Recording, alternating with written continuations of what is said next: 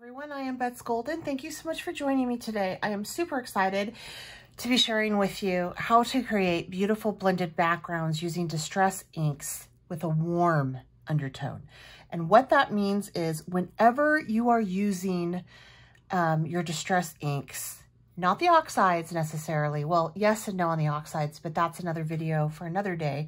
But the distress inks, I'm talking about these right now. This doesn't apply to any other type of inks. Well, it can apply to some, but I'm talking about these right now because all of them are different. And these are probably the most unique in the sense that they're the most movable and blendable inks I have found on the market. And they are probably my favorite thing that Tim Holtz has come out with has been the distress inks. And I've been using them for a while, but a lot of people are really confused by them and they don't understand how they work. And the biggest thing you need to keep in mind is you have to respect your color families when you are playing with your distress inks. So you need to keep your warms together and your cools together. And what I mean by that is I went over and I've already talked about the cools. You can catch that video, but your warms are going to be anything with a red undertone. So the base color is always going to be red. Now, ironically, this is my favorite warm color combination, but this is my personal preference. I am a vibrant, bright, whimsical type artist, so I gravitate towards bright and whimsical. But I'm going to show you two other color combinations using distress inks with a warm palette that will work beautifully. You will not get mud when you stick to these color palettes, I promise. Now, normally I would show how to do this with that base color red in, but believe it or not, red is not my favorite color to work with, and I prefer pink. So for this demonstration, I'm going to show you my favorite, which I've already said, which is Squeezed Lemonade, Carved Pumpkin, and Picked Raspberry. So all you're going to do with these is I like to keep the little dabbers in the bottom. The blending tools for me work really great. And I'm just going to start to shade in 3 areas. And I'm going to start with my lightest color first. So I'm going to start, and I like to do 3 areas. So I'll do one area that is rather large. That'll be my largest area with this color. And then I'll do another area that's about medium, or, you know, think about Goldilocks and the 3 bears. Mama bear, so this is Papa bear, this is Mama bear, and then we'll do baby bear right there. And this is how I like to lay out my colors when I use a technique like this. And in each of these videos in which I demonstrate, I'm going to show you like different ways that you can lay these colors out. So just keep that in mind. This isn't the only way. This is just one way that you can do it. All right, so that looks like that's plenty of Squeezed Lemonade. And so my next color up is going to be the Carved Pumpkin. Carved Pumpkin is a very beautiful orange. If you guys haven't subscribed to my channel, I know I say this all the time, I hope you consider doing so, and also hit that bell for notifications, and then go ahead and have any questions or comments, leave them down below, and I'll make sure that I answer back to you or find you an answer if I don't know. And if you enjoy this video, make sure you give it a thumbs up, and please feel free to share. So now I'm going to go in, I'm going to work this in a little bit less than I did my Squeezed Lemonade. So that's going to be my Papa right there. And now we're going to do our Mama right down here.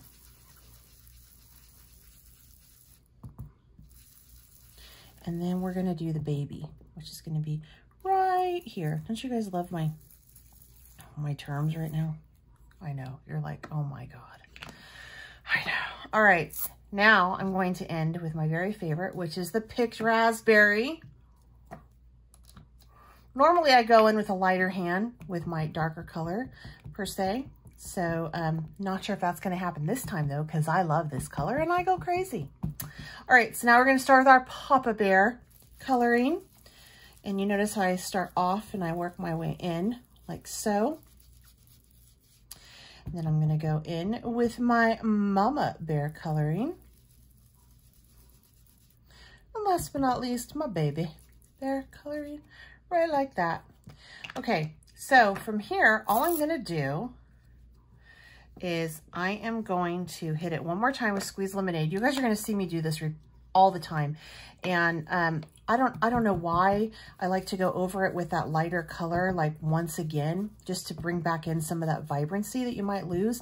This is also a technique that you use in your blending with alcohol ink. You go over the whole thing with your lighter color again, and it blends everything out. And I find that to be true with these as well. And I don't know why, but it just is what it is. So you can go in and hit things, you know, 1 or 2 times. I'm kind of liking that right there. So I'm going to stop. And I'm going to take my water and I am going to hit it with a mist, not drops, a mist. And what I mean by that is I'm going to, if I wanted to do drops, I would release the lever very slowly, but I want a mist. I really want it to move. And now I'm just going to go ahead and move that. I'm not going to move the color around because I'm going to use my Heat It craft tool. Not an embossing gun. You can use an embossing gun if you don't mind the drips and things like that. But I want it just to hold the water where it is. So I'm going to dry it right on the spot. Now, if you want to remove some of this color because it's too dark, all you would do is you would just go and take a paper towel before it's completely dry and blot it on this, and it will remove some of that color and you will get a lighter background. I like the vibrant, so I'm just going to leave it like this. But as you can see, it does lighten it up, but it also moves it around.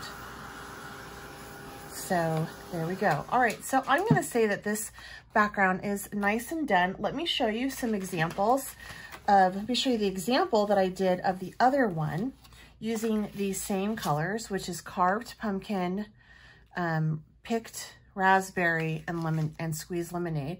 So this is the other one I did, and that has a more water color effect. All right, so this is one color combo that you can use that's warm. So think fire, think red. Everything with a red undertone is a warm, and you can mix those. So another color palette that you can do, or another color combo that you can do, is actually using Scattered Straw, Fossilized Amber, and Barn Door. Now this is going to have more of a vibrant, bright undertone. This is going to have more of a grungy type undertone because there's a little bit of browns in these colors. Fossilized Amber has, I think, more of a brown orangey undertone. Barn Door has more brown. So it blends beautifully together, but you don't get mud. Mud is created when you don't respect your color families, but these are all within the same color palette. So that's why it's totally working.